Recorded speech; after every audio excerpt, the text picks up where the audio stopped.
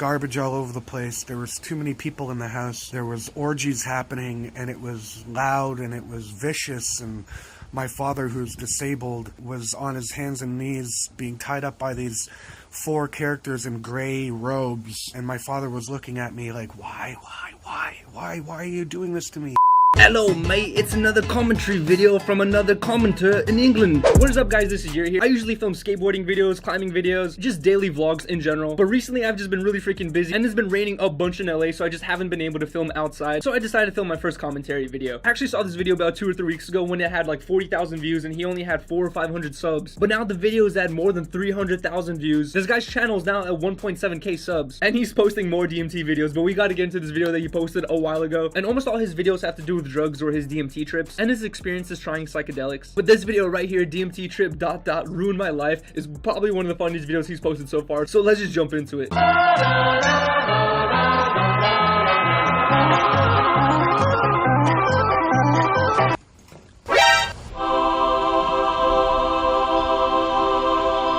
Okay, before we even start this video, why am I not surprised this guy has long flowing hair and he's in his 30s or 40s?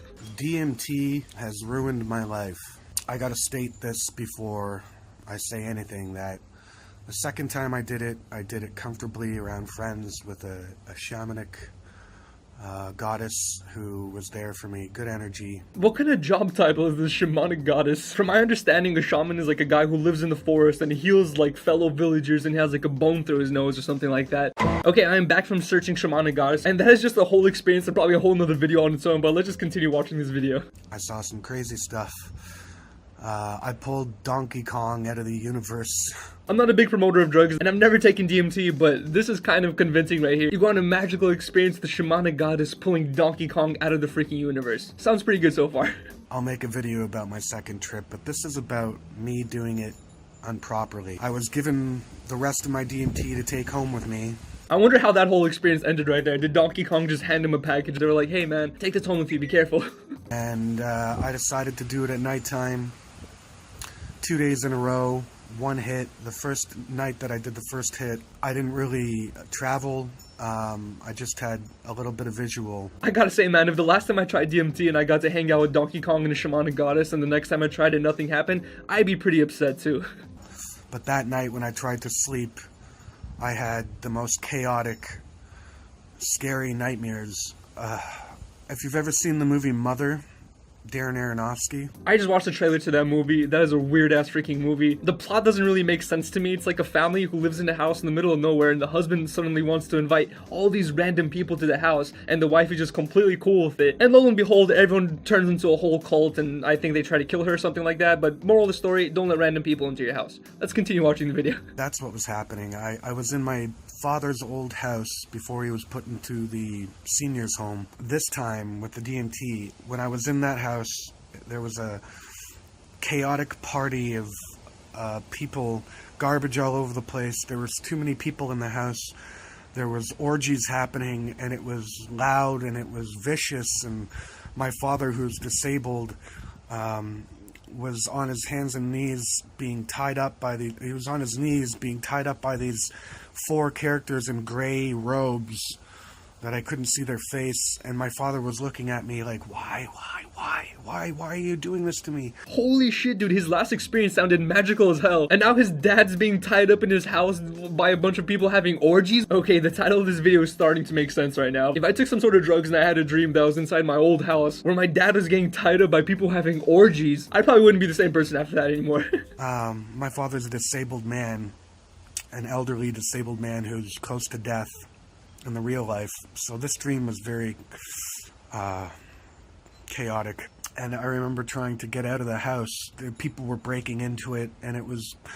Now, when I say I'm dreaming about this, this was like I was there. I was experiencing this. I had almost senses alive in this experience where I could smell, taste, and hear and feel. Why do I have a strange feeling that this guy just watched the movie Mother, took some DMT, and just had the worst experience of his life?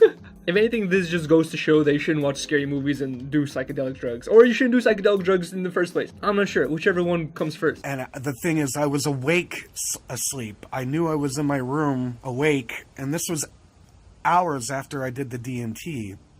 I was awake, but experiencing this in a sleep realm, and that messed with me. So far, what I'm getting out of this whole story is doing DMT is like rolling the dice. You might see Donkey Kong, you might hang out with the shamanic goddess, your parents might get tied up by a group of orgying maniacs, or you might see God, who knows. Anyways, a few nights ago, I started experiencing an equilibrium mess up where as I'm about to fall asleep or try to sleep, I get dizzy and I open my eyes and I see things that shouldn't be there with my eyes open. And I was sleeping in the living room, and the back door, the light from the back door, when I opened my eyes, there was a physical apparition of the Mother Mary in a phantom robe. I knew it was the Mother Mary, couldn't see her face, she had a phantom robe on, like the phantoms you see in like folklore. It was there, and it was so real that I said out loud, "What the fuck?" And it's so weird because my fear of seeing that wasn't just fear, it was just shock before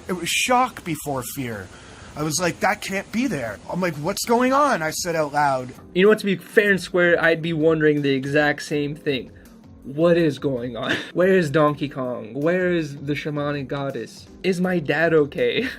And when I came back to equilibrium balance, it was just the light that was coming through from the back door. Since then also, I've been seeing things out of the corner of my eyes.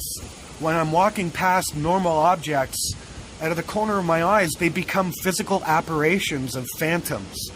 Dark, malevolent things. And I'm a grown man, I'm 34. I would have never guessed with that long flowing hair right there, bud. I don't usually freak out with things. I worked in a haunted house for 10 years. Of course.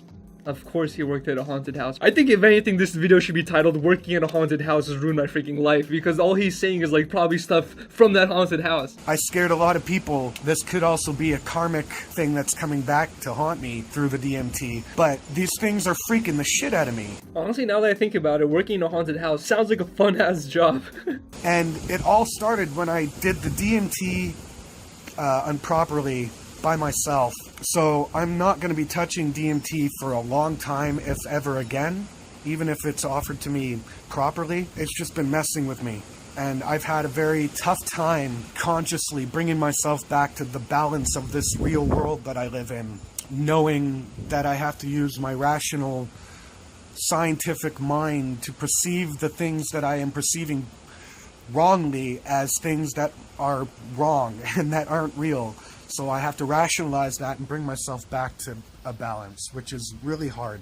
Holy crap, guys, I think I just had an epiphany. Basically, what this guy is saying right here is that doing drugs can alter your perception of reality, making it harder to go through life. I don't think I would have ever came to that conclusion living here in Los Angeles, where I see homeless people yelling at the sky every day. And I'm not trying to make fun of homelessness or people with mental disabilities in Los Angeles, but you cannot argue that drugs can definitely cause you to lose your mind. Either way, let's continue the video. When they say DMT is to be done properly, do not fuck around. Do it properly. Make sure you research it. Make sure you're doing it with a shaman or with somebody who knows what the fuck is up, because it is the most powerful hallucinogenic known to man. Basically, guys, moral of the story is when you're doing your DMT, never do it by yourself. You always gotta have the homie Donkey Kong by your side. You always have to have a shamanic goddess watching your back, making sure your dad's not getting tied up by, I don't know, a group of avid orgy doers, I guess, if that's how you say that.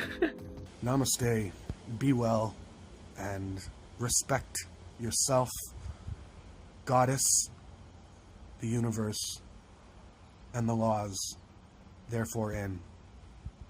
It wouldn't be a DMT trip report if he didn't end the video with namaste. And that's the end of the video. I think he proved this point right there. If you guys are ever going to do DMT, make sure you have a shamanic goddess, Donkey Kong, snacks, I don't know, whatever else. No, I'm just joking. Do not do drugs. I do not recommend to do drugs, and I do not recommend to do DMT. I actually just found this video like maybe a month or 2 months ago, and when I found this video, it had like 40,000 views, and this guy's channel had like 400, 500 subs. This video has blown up to 300,000 views, and this channel has 1.7k subs now. And I think this just shows how important it is to hit that 10-minute algorithm. As you guys can tell, this guy posted this video straight from his phone. He filmed it vertically. theoretically. He probably just uploaded to YouTube with like minimum hashtags or no hashtags and hit 300,000 views. And I think one of the most important parts to that video is obviously the story itself. It's really freaking interesting, and also the fact that he hit that 10-minute mark. And for some reason that really helps you out on YouTube is to post 10-minute videos minimum. Just a random observation by me, but if you guys enjoyed watching this video, please leave a like. And this isn't just a video, this is a discussion, so let me know what you guys think about this video in the comment section below. Exercise your freedom of speech. Let me know what you guys think about this video, and do not forget to subscribe if you guys are not subscribed already. I'm gonna be posting more commentary videos and more vlogs. I'm actually working on another climbing video this week, so look forward to that. But thank you guys for watching. Have a good one, and peace.